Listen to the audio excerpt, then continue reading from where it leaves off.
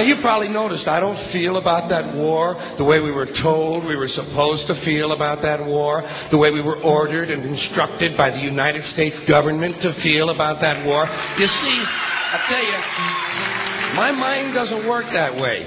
I got this real moron thing I do. It's called thinking. And I'm not a very good American because I like to form my own opinions. I don't just roll over when I'm told to. Sad to say, most Americans just roll over on command. Not me. I have certain rules I live by. My first rule, I don't believe anything the government tells me. Nothing. Zero. Nope.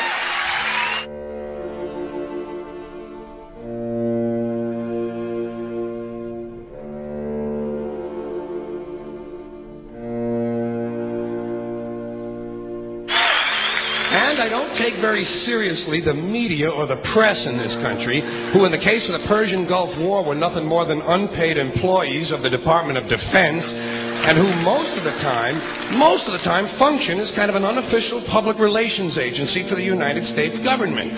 So I don't listen to them. I don't really believe in my country. And I got to tell you, folks, I don't get all choked up about yellow ribbons and American flags. Now, to balance the scale, I'd like to talk about some things that bring us together. Things that point out our similarities instead of our differences. Because that's all you ever hear about in this country is our differences. That's all the media and the politicians are ever talking about, the things that separate us, things that make us different from one another. That's the way the ruling class operates in any society. They try to divide the rest of the people. They keep the lower and the middle classes fighting with each other so that they, the rich, can run off with all the fucking money. Fairly simple thing, happens to work. You know, anything different, that's what they're going to talk about. Race, religion, ethnic and national background, jobs, income, education, social status, sexuality, anything you can do, keep us fighting with each other so that they can keep going to the bank. You know how I describe the economic and social classes in this country? The upper class keeps all of the money, pays none of the taxes. The middle class pays all of the taxes, does all of the work. The poor are there just to scare the shit out of the middle class. Keep them showing up at those jobs.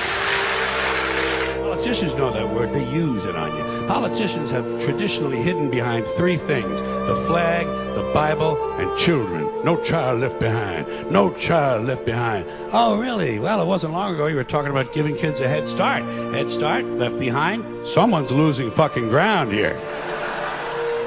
But there's a reason. There's a reason. There's a reason for this. There's a reason education sucks, and it's the same reason that it will never, ever, ever be fixed. It's never going to get any better. Don't look for it.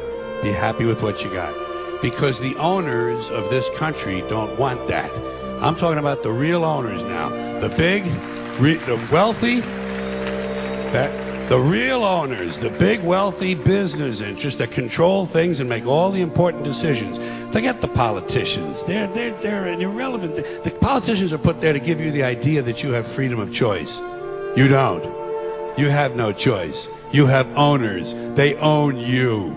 They own everything. They own all the important land. They own and control the corporations. They've long since bought and paid for the Senate, the Congress, the state houses, the city halls. They got the judges in their back pockets, and they own all the big all the big media companies. So they control just about all of the news and information you get to hear. They got you by the balls.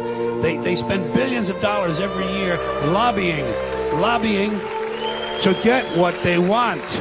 Well, we know what they want. They want more for themselves and less for everybody else. But I'll tell you what they don't want. They don't want a population of citizens capable of critical thinking. They don't want well-informed, well-educated people capable of critical thinking. They're not interested in that. That doesn't help them. That's against their interest. That's right. You know something? They don't want people who are smart enough to sit around the kitchen table and figure out how badly they're getting fucked by a system that threw them overboard 30 fucking years ago.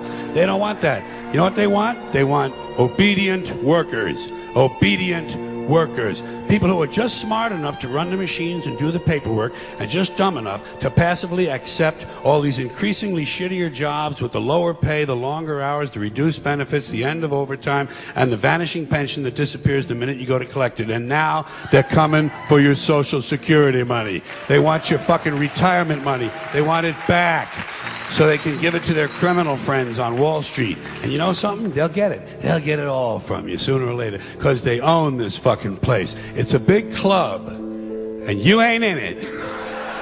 You and I are not in the big club.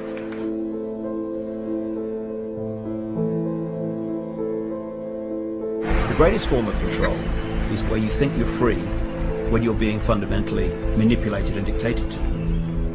One form of dictatorship is being in a prison cell and you can see the bars and touch them. The other one is sitting in a prison cell but you can't see the bar, you think you're free. What the human race is suffering from is mass hypnosis. We are being hypnotized by people like this.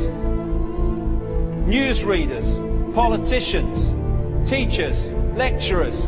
We are in a country and in a world that is being run by unbelievably sick people. The chasm between what we're told is going on and what is really going on is absolutely enormous. The greatest hypnotist on planet Earth is a oblong box in the corner of the room. It is constantly telling us what to believe is real.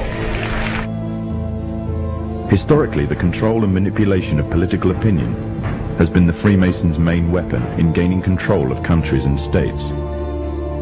Once in control of the rulers and politicians of a country, laws and political structures could be changed in accordance with their agenda.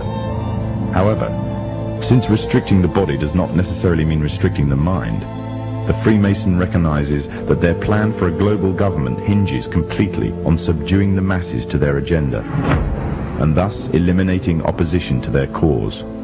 And the greatest threat to their plan, posing more danger than any army or law, is the threat of a free-thinking mind.